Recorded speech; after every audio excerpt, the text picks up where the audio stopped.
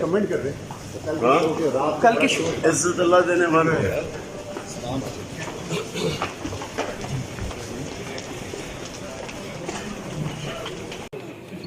एक मिनट ये कुर्सी टाइम यहाँ से रास्ता छोड़ दे प्लीज।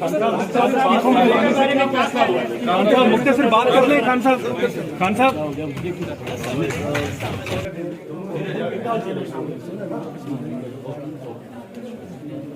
मुराद भाई क्या होने जा रहा है? आज इलेक्शन हो रहा है, आप हिस्सा ले।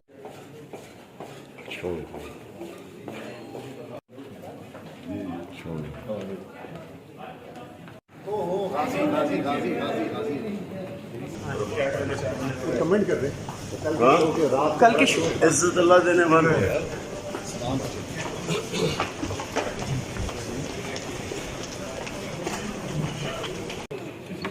एक मिनट ये कुर्सी टाइम यहाँ से रास्ता छोड़ दे प्लीज।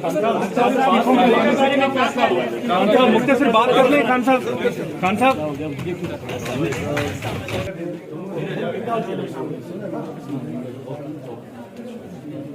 मुराद भाई क्या होने जा रहा है? आज इलेक्शन हो रहा है, आप हिस्सा ले।